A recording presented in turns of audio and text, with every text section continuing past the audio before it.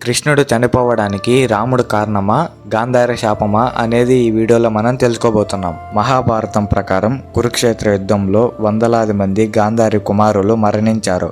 దుర్యోధనుడి మరణం ముందు రోజు రాత్రి కృష్ణుడు సానుభూతి తెలియజేయడానికి గాంధారిని కలవడానికి వెళ్తాడు. కృష్ణుడు కావాలని యుద్ధాన్ని ముగించలేదని గాంధారి భావించింది. గాంధారి శాపం. గాంధారి శ్రీకృష్ణుడిని శపించింది.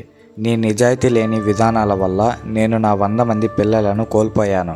కాబట్టి అతని రాజ్యంలో శాంతి, యశస్సు ఉండదు, పురోగతి ఉండదని ఆమె శపించింది. అతని వంశం మొత్తాన్ని కోల్పోయి బాధను మీరు కూడా అనుభవిస్తారు.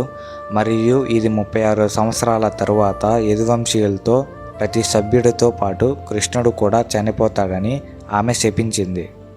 యాదవులు చాలా అహంకారంతో మారారని భావించినందున కృష్ణుడు తనకు తెలిసిన మరియు ఇది జరగాలని కోరుకున్నాడు.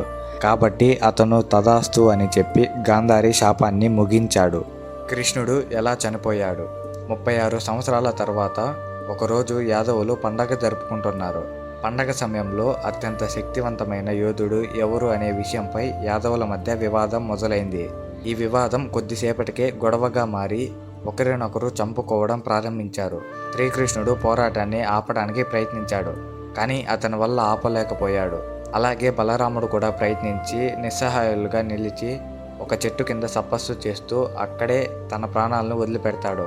ఇది తెలుసుకున్న శ్రీకృష్ణుడు దట్టమైన అడవుల్లోకి వెళ్ళి ఒక చెట్టు కింద ఎడమ కాలుపై కుడికాలు ఉంచి ధ్యానం చేయడం ప్రారంభించాడు.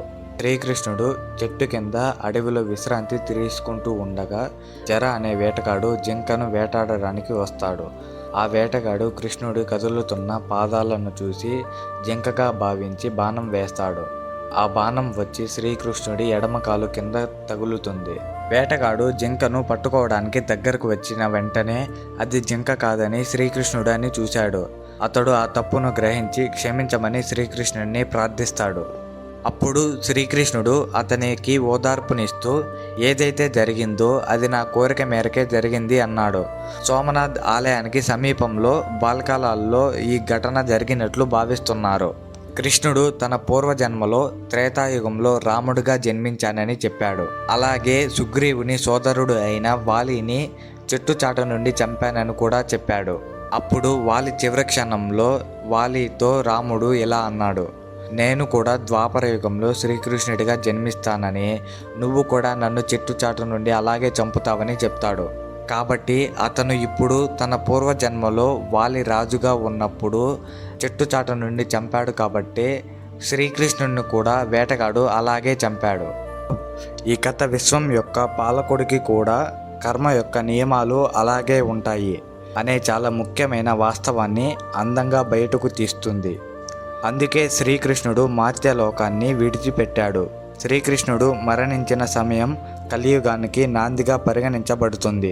కంటెంట్ నచ్చితే లైక్ చేయండి. ఛానల్కి ఎవరైనా కొత్తగా వచ్చింటే సబ్స్క్రైబ్ చేసుకొని బెల్ ఐకాన్ ఆన్లో పెట్టుకోండి.